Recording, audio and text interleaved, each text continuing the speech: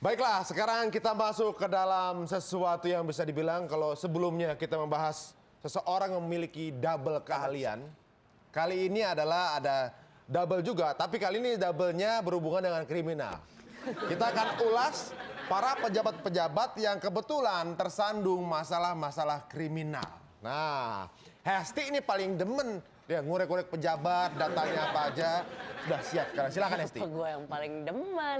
Tapi memang ada datanya, tapi bukan berarti gue demen. Oh, iya. Yang pertama, Aceng Fikri.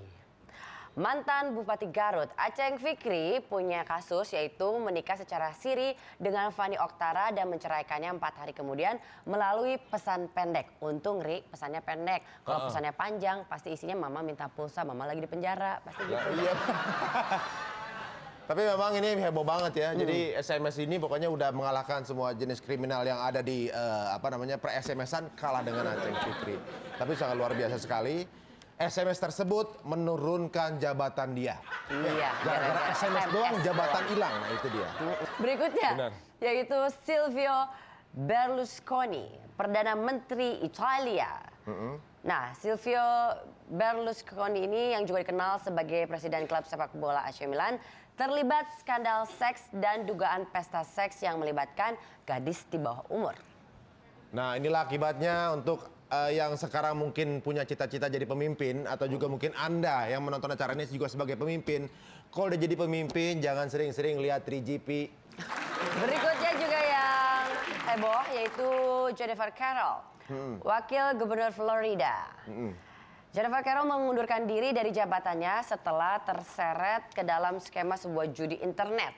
Jennifer Carroll dianggap punya hubungan dengan Allied Veteran, sebuah organisasi nirlaba yang justru beralih fungsi menjadi media perjudian gelap. Tapi dia dengan sadar dia mengundurkan diri ya dengan bijaksana ya.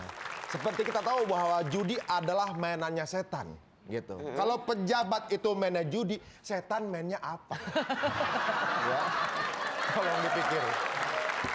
Ini bijaksana juga berarti ya, kasihan sama setan ya. Berikutnya yaitu Lieutenant, Wakil Direktur Komisi Reformasi dan Pembangunan Nasional.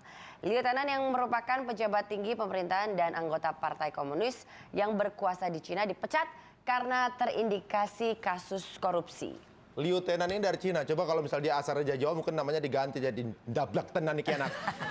Kalau nggak asik tenan. Asik tenan. Badal tenan iki. Badal tenan. Jabatannya masih Lieutenant. Berikutnya yaitu yang baru-baru ini heboh juga kasusnya yaitu Zakaria Umar Hadi, Kepala BKMP Daerah Provinsi Bangka Belitung. Zakaria ini memukul Febriani, seorang pramugari maskapai penerbangan Sriwijaya Air dengan alasan karena waktu itu korban merasa tersinggung waktu diminta untuk mematikan handphonenya.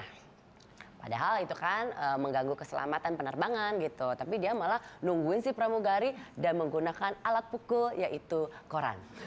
Ini mungkin sedikit sindiran untuk para pejabat ya, bahwa tidak boleh dengan semena-mena melakukan hal yang mungkin bisa dilakukan kepada orang-orang yang tidak profesional. Tapi apa kita harus emang milih-milih pejabat gitu kan? Iya, berarti semua yang dilakukan akan menjadi contoh. Ini sebenarnya kayak dari rakyat untuk rakyat. Masalahnya awalnya dari koran keluar di koran ya kan? Iya.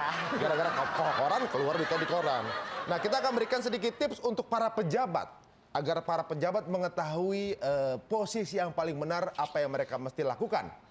Yang pertama, ini adalah tips memilih pejabat versi Tonight Show.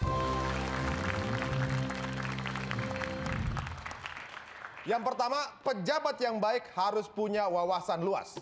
Jika memilih pejabat sesuai daerahnya, harus punya wawasan mengenai daerahnya. Atau mungkin pejabat negara harus menguasai politik. Iya. Kalau misalnya kita kemana-mana memilih, misalnya kita pilih pejabat yang memiliki wawasan gaib, yang kita pilih bukan Jokowi, tapi Joko Bodo. Itu tergantung ya. Berikutnya, pejabat harus mempunyai jiwa kepemimpinan. Gitu. Kita lihat aja. Sampai sekarang pokoknya pejabat, satu nih tipsnya, bahwa pejabat tidak ada satupun yang jomblo. Jadi mesti dilihat juga kalau misalnya dia berkeluarga, kalau jomblo justru mendingan nggak usah milih. Kenapa gitu? Iya kan itu memimpin dari awalnya memimpin keluarga, kemudian memimpin negara.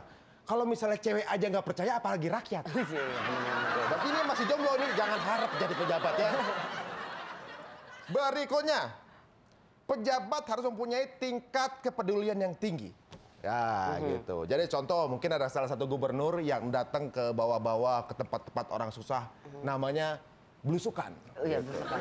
Kalau masuk ke daerah-daerah gitu, yang bawah-bawah, yang kumuh-kumuh gak keluar-keluar itu lama-lama bulukan.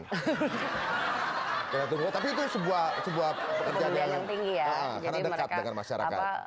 Mengambil hati masyarakat. Jadi Benar. memang lebih dekat ke masyarakat, jadi kita lebih percaya sama pemimpin-pemimpin kita itu. Benar.